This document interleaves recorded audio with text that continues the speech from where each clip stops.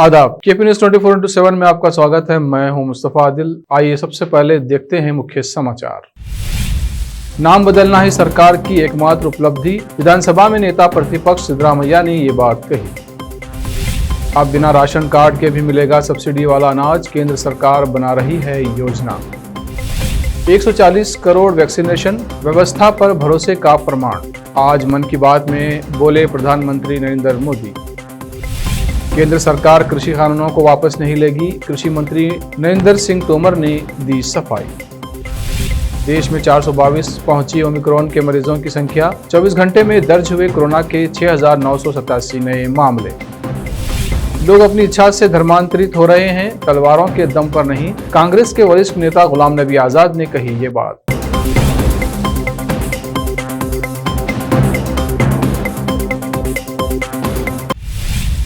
अब समाचार विस्तार से। राज्य सरकार कल्याण कर्नाटक की लगातार अनदेखी कर रही है, जिसके परिणाम स्वरूप अभी भी इस क्षेत्र का अपेक्षित विकास नहीं हो रहा है। इस क्षेत्र का नाम भले कल्याण कर्नाटक है, लेकिन इस क्षेत्र को अभी भी वास्तविक कल्याण का इंतजार है। विधानसभा में नेता प्रतिपक्ष सिद्धरामैया ने ये बात कही। विधानसभा में नियम 69 के तहत चली बहस में भाग लेते हुए उन्होंने कहा कि इस क्षेत्र का नाम कल्याण कर्नाटक रख दिया है, लेकिन केवल नाम बदलने से इस क्षेत्र का कोई कल्याण नहीं हुआ है। लिहाजा इस क्षेत्र का नाम बदलना तथा कल्याण कर्नाटक विकास प्राधिकरण को अध्यक्ष नियुक्त करना ही इस सरकार की एकमात्र उपलब्धि है।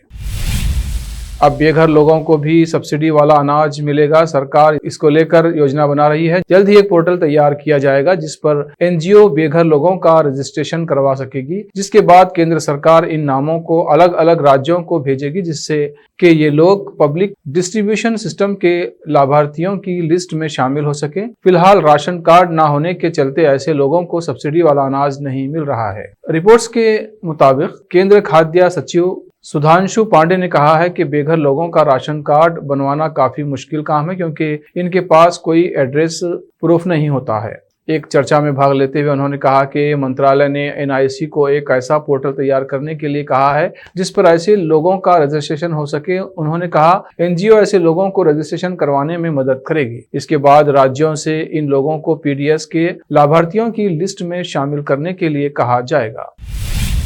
प्रधानमंत्री नरेंद्र मोदी ने रविवार को अपने प्रोग्राम मन की बात के साल 2021 के आखिरी एपिसोड को संबोधित किया। उन्होंने कहा कि वैक्सीन की 140 करोड़ डोज के पड़ाव को पार करना प्रत्येक भारतीयवासी की अपनी उपलब्धि है। ये हर भारतीय का व्यवस्था पर भरोसा दिखाता है, विज्ञान पर भरोसा दिखाता है, वैज्ञानिकों पर भरोसा दिखाता है और समाज के प्रति अपने दायित्वों को निभा रहे हम भारतीयों की इच्छा शक्ति का प्रमाण भी है। ये जनशक्ति की ही ताकत है। सबका प्रयास है कि भारत 100 साल में आई सबसे बड़ी महामारी से लड़ सका। हम हर मुश्किल समय में एक दूसरे के साथ एक परिवार की तरह खड़े रहे। अपने मोहल्ले या शहर में किसी की मदद करना हो, जिससे जो बना उससे ज्यादा करने की कोशिश की।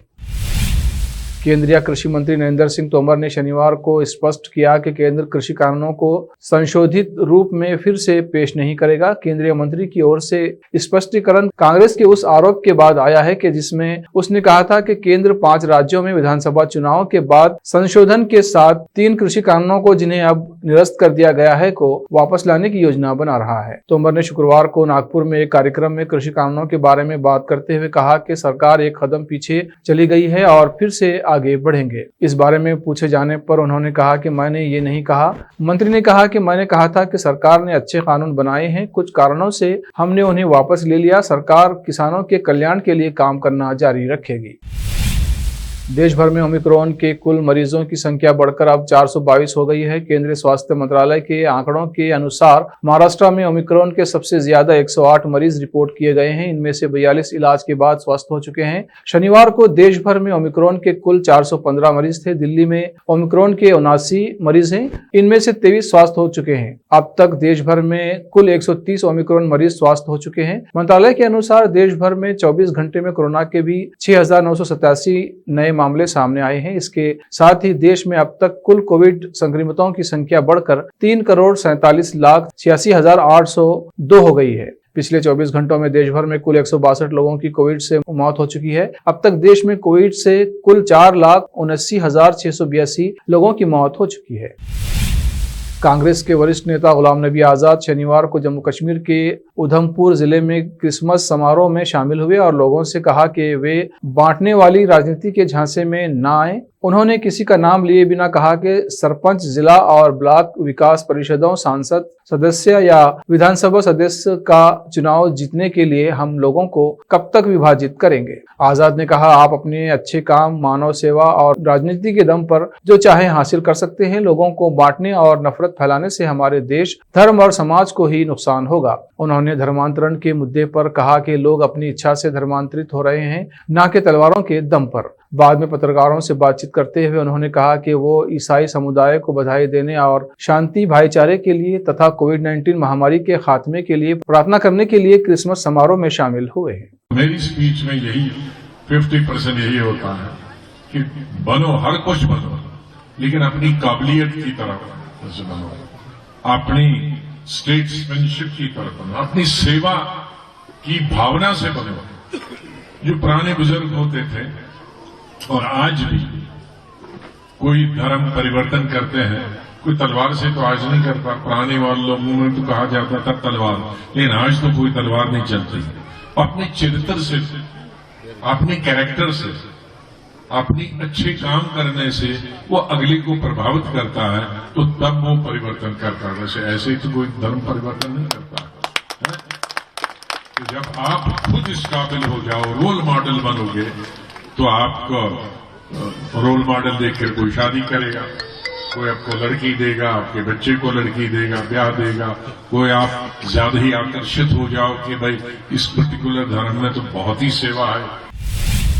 उत्तर प्रदेश विधानसभा में नेता प्रतिपक्ष राम गोविंद चौधरी ने योगी सरकार को तानाशाह करार दिया है। गोविंद चौधरी ने कहा कि योगी सरकार को सत्ता से उखाड़ फेंकने के लिए एसपी कार्यकर्ताओं को फांसी पर चढ़ने से लेकर गोली खाने तक के लिए तैयार रहना पड़ेगा। समाजवादी पार्टी के सीनियर लीडर नेता राम गोविंद चौधरी शनिवार को बलिया जिले एसपी और सुहेलदेव भारतीय समाज पार्टी के कार्यकर्ता सम्मान समारोह को संबोधित कर रहे थे। इस दौरान उन्होंने योगी सरकार को दिशाहीन और तानाशाह बताते हुए कहा कि इस सरकार ने यूपी को बर्बाद कर दिया है। उन्होंने आरोप लगाया कि प्रदेश के राजनीतिक हालात इस समय चिंताजनक हैं। राजनीतिक विरोधियों से दुश्मन की तरह व्यवहार किया जा रहा है। राम गोविंद चौधरी ने कहा, सरकारी जांच एजेंसियों का सरकारी पार्टी के कार्यकर्ता के रूप में उपयोग किया जा रहा है। अब वक्त है ब्रेक का। ब्रेक के बाद जल्द लौटते हैं। हिंदुस्तान के हर कोने में हम हैं मौजूद। 24 घंटे हालात पर गहरी नजर, खबरों से जुड़े चुपते सवालात और आपको दिखाता है धार्मिक, सामाजिक, राजनीतिक, लोकल और इंटरनेशनल न्यूज की सबसे बेहतर कवरेज, जो आपको रखती है हर पल बाखबर। देश और दुनिया भर की खबर के लिए देखते रहें KP news 24/7। Noor education trust Bidar की ओर से चलाए जाने वाला Noor MEd college Bidar, recognised by NCTE Delhi and affiliated to Gulbarga University, Gulbarga. Admission are open for the academic year 2021-22. विशेषज्ञ और सक्षम शिक्षकों द्वारा शिक्षा प्राप्त करने के लिए नूर एमएड कॉलेज में दाखिला लें और शांत वातावरण में शिक्षा प्राप्त करें। बीदर शहर में बेहतर शिक्षा का एकमात्र केंद्र Noor MEd college, Shahpur gate, Bidar. Phone numbers 9945283920, 8482221297। ब्रेक के बाद फिर एक बार आपका स्वागत है। आइए देखते हैं आगे के समाचार। गुजरात में पंचायत चुनाव खत्म हो चुके हैं। परिणाम जारी होने के बाद जीते हुए उम्मीदवारों में जहां जश्न का माहौल है, तो वहीं हारे हुए प्रत्याशी अगले चुनाव के इंतजार में हैं। इस बीच दाहोद जिले से एक हैरान कर देने वाली घटना सामने आई है। यहाँ सहड़ा गांव में जो मामला सामने आया है, वैसा शायद कभी भी किसी ने सुना नहीं होगा और ना ही देखा होगा। यहाँ गांव वालों ने जागरूकता की कमी के कारण महिला उम्मीदवार को सरपंच पद से हाथ धोना पड़ा। दाहोद के सहाड़ा गांव में सरपंच पद के लिए दो महिला उम्मीदवारों के बीच काफी कड़ी जंग थी। इसमें से एक महिला उम्मीदवार का चुनाव चिन्ह टेबल था, जाहिर सी बात है कि उम्मीदवार ने अपने सभी समर्थकों को टेबल के चिन्ह पर मुहर लगाने की हिदायत दी होगी।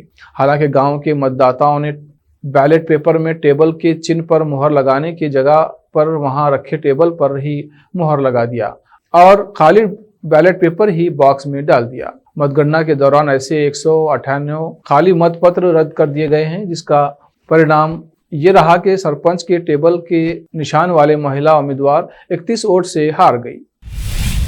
गंगा नदी के संरक्षण को लेकर सरकार सचेत है और गंगा को स्वच्छ रखने के लिए लगातार तमाम योजनाओं का संचालन कर रही है। अभी हाल ही में काशी विश्वनाथ कॉरिडोर का उद्घाटन करने के दौरान प्रधानमंत्री नरेंद्र मोदी ने गंगा में डुबकी लगाकर गंगा को स्वच्छ रखने का संदेश दिया था। इसी क्रम में वाराणसी में नगर निगम गंगा को स्वच्छ रखने को लेकर एक नए कानून को लागू करने जा रही है, जिसके तहत गंगा को गंदा करने वालों के खिलाफ प्रशासन का डंडा चलेगा। सरकार व प्रशासन के लाख प्रयासों के बावजूद भी गंगा में लोग कूड़े कचरे और गंदगी का प्रवाह कर रहे हैं, जिसको लेकर अब वाराणसी नगर निगम नया कानून लागू करने जा रहा है। इसके तहत गंगा में कचरा फैलाने वालों के खिलाफ कड़ी कार्रवाई की जाएगी। इसके साथ ही लापरवाही बरतने वाले पर 1 रुपये से लेकर 1 लाख रुपये तक का जुर्माना लगाया जाएगा।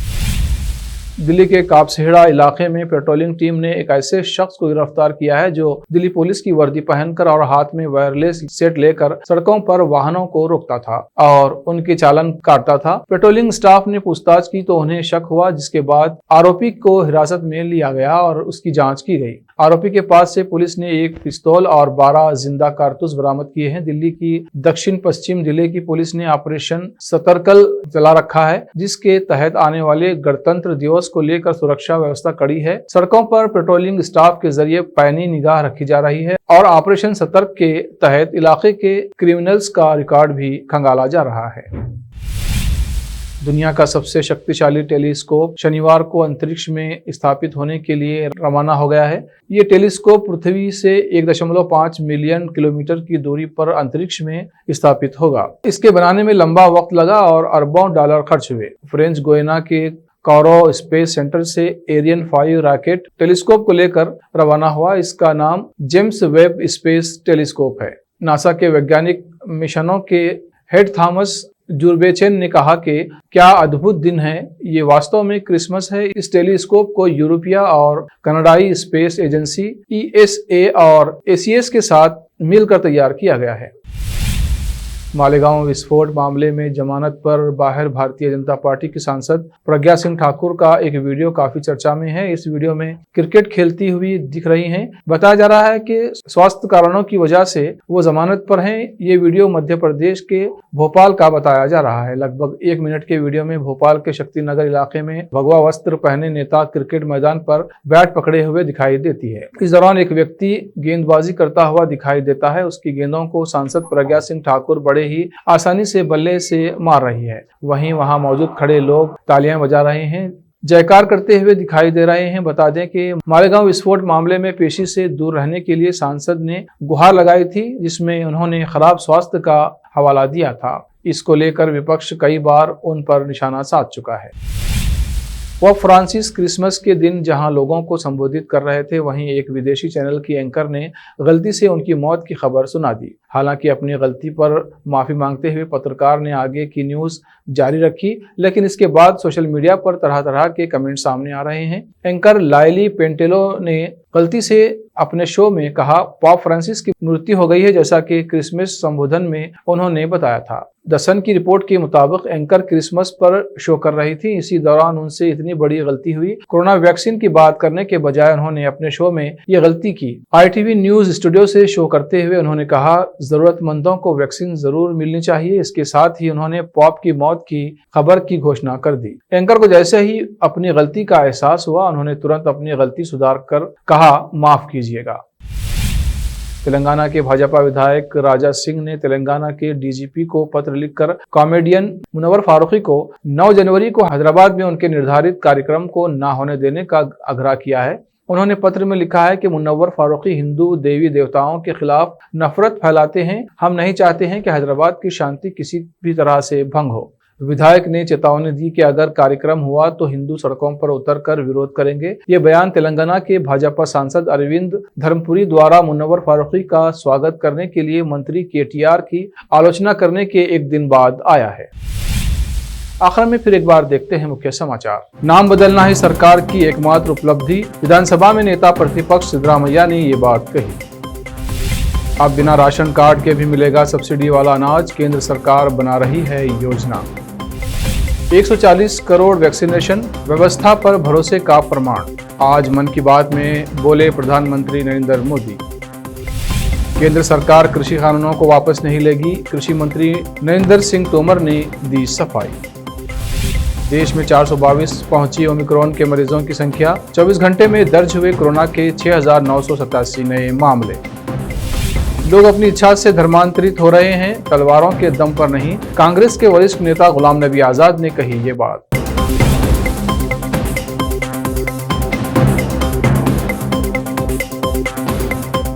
केपी न्यूज में अब तक के लिए इतना ही। देश प्रदेश के समाचारों के लिए देखते रहिए केपी न्यूज 24/7। धन्यवाद।